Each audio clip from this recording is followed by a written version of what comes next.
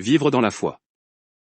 Hébreux 10, 38-39 Et mon juste vivra par la foi, mais, s'il se retire, mon âme ne prend pas plaisir en lui. Nous ne sommes pas de ceux qui se retirent pour se perdre, mais de ceux qui ont la foi pour sauver leur âme. Mon juste vivra par la foi. Le juste vivra selon la foi. Le juste marche par la foi. Qui est le juste? Le juste selon le dictionnaire, c'est quelqu'un qui fait du bien ou bien qui pratique de bonnes choses.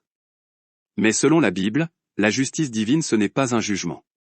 La justice divine c'est la nature de Dieu qu'il communique à quiconque est né de nouveau. Le justifié c'est celui qui peut se tenir dans la présence de Dieu, sans culpabilité, sans peur et trouble dans son cœur parce que sa nature répond celle de Dieu. Comme Adam était avant sa chute.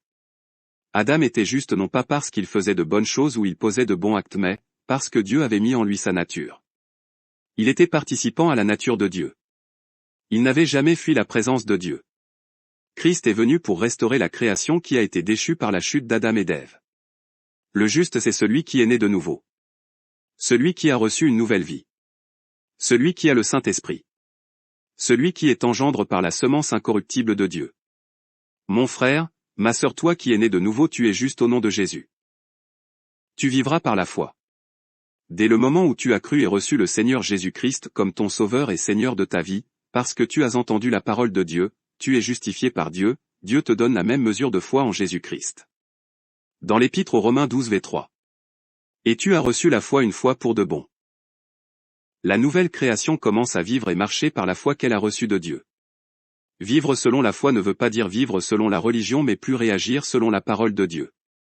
Romains 10, 17 La parole est le lait spirituel pur que vous devez désirer afin que vous croissiez dans la foi pour le salut, si vous avez goût que Jésus-Christ est bon.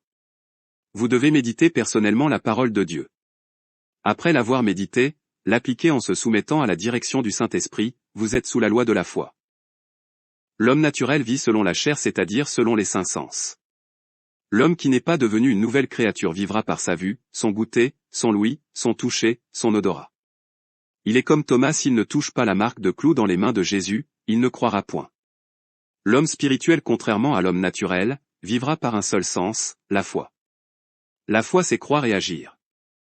La foi se démontre par les actes ou des paroles claires. Mon juste vivra par la foi, mais s'il se retire, mon âme ne prend pas plaisir en lui.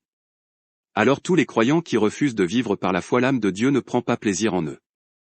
Veux-tu avoir la force dans la vie chrétienne? Vis par la foi car c'est ce qui fait la joie de Dieu. La foi est la réponse de mon esprit à la parole du Seigneur. Elle réagit toujours à la parole comme un bébé nouveau-né réagit au lait. Sans la foi, il est impossible d'être agréable à Dieu. Dieu sait que nous aurions besoin de la foi pour le plaire, donc, il a donné à chacun la même mesure de foi. Nous ne sommes pas de ceux qui se retirent pour se perdre, mais de ceux qui ont la foi pour sauver leur âme.